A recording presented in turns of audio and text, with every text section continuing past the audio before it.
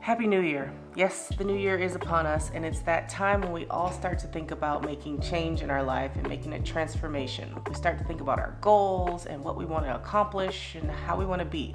And it's a powerful time for making that change. But if you're watching this later, it's not the only time you can make change. So like you probably are, I'm looking to elevate my health and wellness. And to do this, I go back to the basics. I focus on 4 key pillars, and then everything else on top is gravy.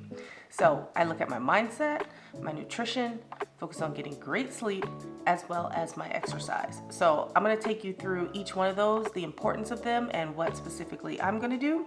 And hopefully you can learn something that you can apply to yourself as you are walking through your transformation for 2024, or whenever you're watching this. All right, let's dive in. Starting with nutrition, I usually keep it pretty simple. I mentioned in a previous video what my macros were. Pretty simple. I'm just going for a higher protein balanced diet, really focusing on protein so that I can both lose fat and maintain lean muscle mass. And I am doing quite a bit of resistance training as well, which we'll talk about. Things like breakfast are pretty simple. Another lean source of protein like turkey, and maybe a side of oats with some fresh fruit. So pretty simple, pretty basic, but keeps me fueled, because we really need to focus on our nutrition. Now, why do we need to do this? How could you possibly think to build a healthy body, healthy mind, if you're not fueling it properly? If you're just feeding it processed food constantly? Now, don't get me wrong, I'm all about usually like 80-20 rule, where 80% of the time you're following your macros and you're eating whole foods that you cook at home. For me, it doesn't really matter if you're vegetarian, pescatarian, paleo, whatever. As long as you are eating mostly whole foods that you cook at home. And the other 20% of the time, if you want to have a drink or if you want to, get the processed stuff, because hey, it's yummy. That's totally fine. But our nutrition is so important, because it really is one of those lifestyle factors that we have complete control over. And if we're thinking about prevention and optimizing our health and wellness, it is probably one of the biggest interventions that we can have that is completely within our control. Giving your body what it needs and not putting in extra junk and filler and who knows what types of additives is so important for your health and wellness. So important for so many important markers of health and wellness, looking at your cholesterol, looking at your glucose levels. And that really does come down to nutrition. I have just seen it so many times in working with my patients and working with clients.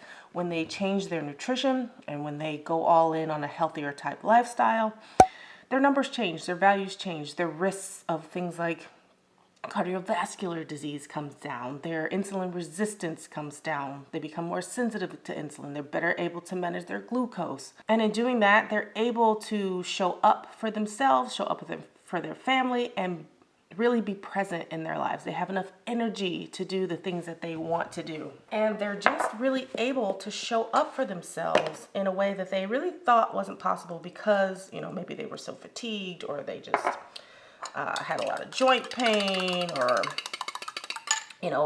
their diabetes was out of control.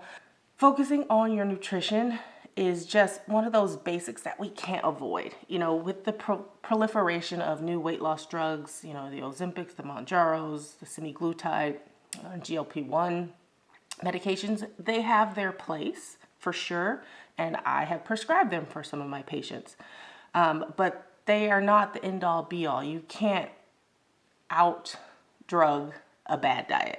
Yes, they are helpful in certain instances, and they, to me, are at this point in the research, are for a select group of people, and I have seen them be helpful and effective. However, those that do not change their lifestyle especially with their nutrition, once they come off the medication, if they do come off, there are consequences for that. So focusing on your nutrition, knowing your macros, knowing And that doesn't mean you have to track for forever, but knowing your macros, what should you be eating, what shouldn't you be eating, how much fat, how much carbs, how much protein.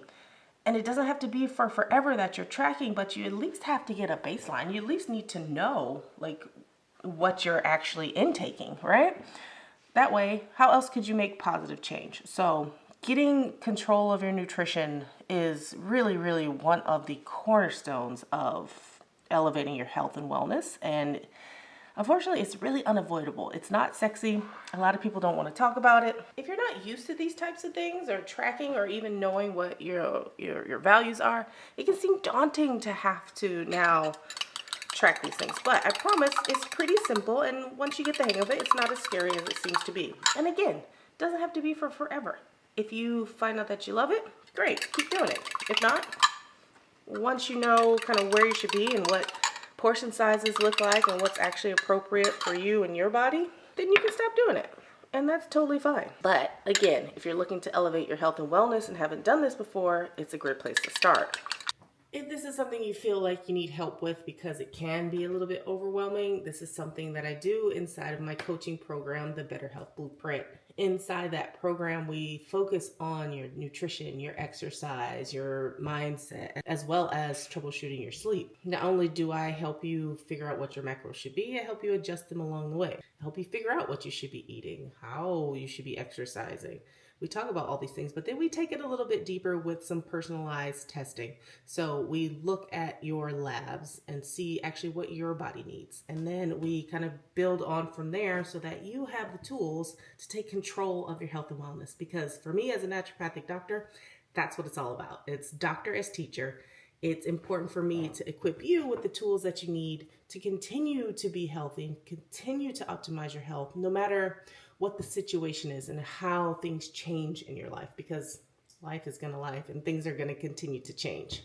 So if you'd like some information on how to work with me or would like to know more about what I do inside that coaching program, you can click on the link in the description box and it'll take you to this website. This now brings us to the topic of exercise and kind of what you should be doing or what I like to focus on when I think about the basics. I'm on my way to the gym. I can't take you with me because I can't film in there, but I'll tell you what I'm doing. Since I am trying to lose fat but also maintain lean muscle mass, I am focused on resistance training. So that's usually 3 to 4 days a week in the gym lifting. So I usually split it up into 2 upper body days with core as well as 2 lower body days. And then I add in cardio either here at home on the Peloton for something a little bit more intense. If the weather is nice, I will get out and walk as well through the neighborhood. And sometimes I will also do a little bit of like sprinting or running. And I also use the Peloton app for that. So I love their beginner run classes if you are looking to get into running but don't know where to start. Now, I'm not the one to be in the gym all day, every day, and to be in there for hours. I usually try to keep sessions between 30 minutes to 45 minutes, usually around 45 minutes. Sometimes it might be an hour depending on how busy the gym is, especially this time of year. But if you are looking to improve your overall health or wellness, the theme elevating your health, you really do need to be focusing on or adding in resistance training if you're not already doing that. And I mean that with weights, especially for my women, especially if you're over 40, even over 35. Maintaining lean muscle mass is one of the key predictors of overall health and wellness and longevity and quality of life. So it's not all about aesthetics. It really is just functional. As we age, especially again as women, I'm going to keep saying this because most of my clients are women, but as we age, we lose muscle mass. And as we age, especially after we get over 50, it is harder to put on new muscle mass. As you go through perimenopause and menopause, our estrogen levels dip, which again makes it even harder to maintain that lean muscle mass. So being proactive, if you're over 30 and into your 40s, making sure that you're adding in that resistance training now is going to serve you later in life when you start to go through menopause. And already having some of that muscle mass is going to be a little bit easier to maintain. And again, it's not just about aesthetics. Muscle helps you also maintain your blood glucose levels better. It helps your metabolism. Many of us have this myth that our metabolism has to slow down as we age, or it slows down because we age. No, it actually slows down, and there's an awesome study I'll link to down below. It actually slows down because we slow down. We don't have enough muscle mass, or we lose our muscle mass, and we're less active, so therefore our metabolism also slows down. It actually has nothing to do with our age. So let's dispel that myth. Now, when it comes to maintaining weight, muscle is also a great way to help you maintain a healthy weight as well. And yes, I can hear some of you saying, but what about my hormones? My hormones are disrupting my muscle mass and I can't lose weight. No. Yes and no. Yes, our hormones can kind of interfere with that basic concept of calories in, calories out. It can make it a little bit more nuanced, I'll say. But if you start with the basics, getting your nutrition right and starting to build some lean muscle mass, and start to focus on other lifestyle factors, generally what I see is that hormones tend to fall in line.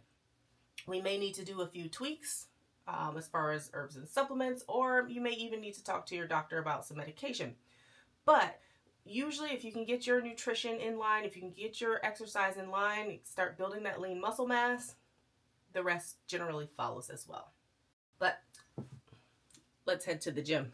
Now, one of the most important things when you're looking to elevate your health and wellness is your mindset, because nothing is really going to change until you change your mind or until you change how you're approaching things. And I specifically love to dig into mindset because I feel like it is one of the most impactful things that you can do when you're looking to make any sort of change, and that's including your health and wellness. One of the things I find helpful in shifting is, instead of thinking, oh my God, I have to do all these things in order to, maintain my health, otherwise bad things are going to happen, is instead to think, wow, I get to make these changes now, and I get to implement these things that are going to make my life so much better. It's going to bring me so much energy. It's going to bring me more longevity. It's going to bring me better quality of life as I continue to age. And when you start to shift around that thinking of, instead of thinking, I have to do this, I have to do that, I call it masturbating, must do this, must do that.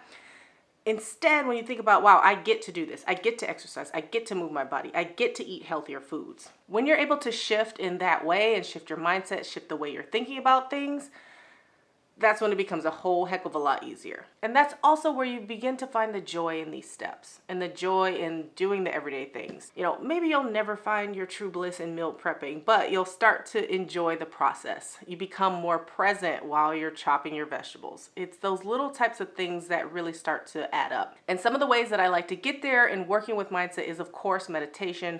I love meditation. If you have seen any of my other videos on transformation and mindset, I talk a lot about different types of meditation. I have a beginner meditation. If you're new to meditation, I'll leave the link down in the description box, this video here. Now, why do I use meditation? In short, I won't go into too much detail, but in short, when we begin to meditate, when we begin to bring our awareness outside of ourselves or begin to open up into what we call a divergent focus, our brainwave patterns start to change. And they start to go from those high beta brainwave patterns, which are generally, when we're in states of stress or overthinking, they come down to alpha brainwave patterns. That is where we're open to change. That's where we're able to really tap into our nervous system. And that's where we're able to start to rewire new ways of thinking.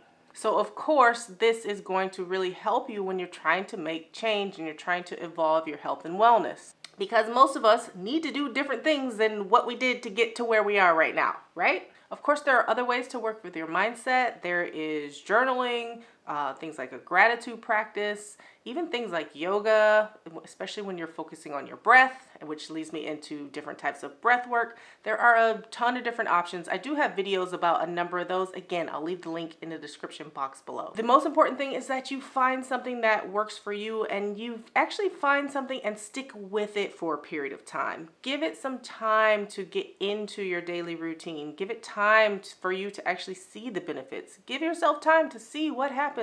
If you change your brainwave state in a meditation, how long can you carry it over into your everyday waking life? Whatever you decide to do, to adopt, to work with your mindset, stick with it. Also, in working with mindset, what I find that is helpful for me is really planning out my day, really taking an evaluation of where I am.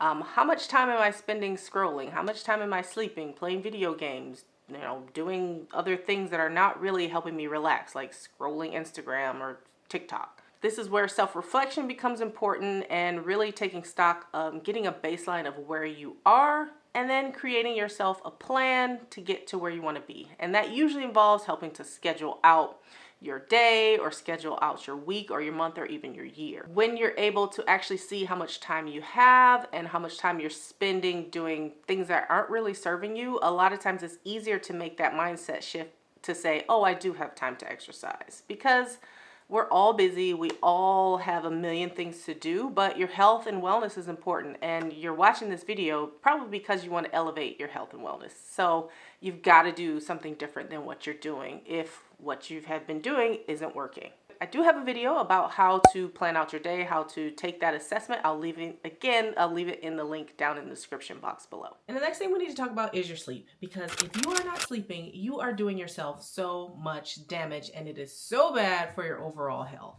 I have a number of videos all about, how to get your best night of sleep, but I will say the key takeaway here are to make sure that you have a sleep routine, meaning that you have some sort of wind down process that really is prompting your body to prepare itself for bed. So that could look like stopping screens, an hour or two before bed, stopping eating maybe 2 to 3 hours before bed.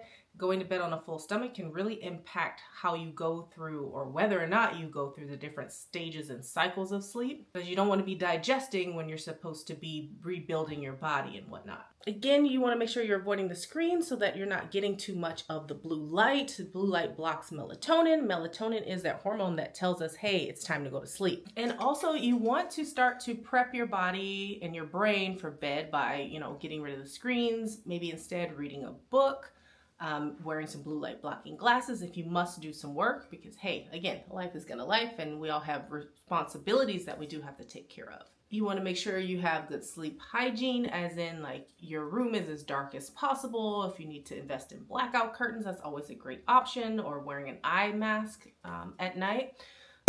Keeping the room nice and cool, so dropping the temperature, all the things that you can do to really help prep your body and your mind to prepare for bed. I personally love to do meditation before bed. It really helps me drift off, or even reading books before bed really helps to kind of calm my mind and calm down my nervous system. A bit of journaling before bed is sometimes a great idea, because that can also help you dump some of the thoughts that you might have that kind of play over and over when it's time for you to wind down. And of course, there are a load of different supplements that might help, things like chamomile, magnesium, phosphatidylserine, etc., etc. I have a whole video all about some of my favorite supplements that really do help with your sleep. All right, so to recap, we have talked about your nutrition, we have talked about exercise, we have talked about our sleep, and we have talked about your mindset.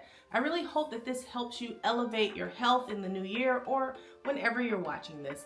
And as always, if you have any questions, leave them down below. I'll do my best to answer them. And let me know in the comments down below, if you've made it to the end here, what are you looking to elevate in your health and wellness journey over this next year? All right, I hope that this was helpful, and otherwise I will see you in the next video. Bye.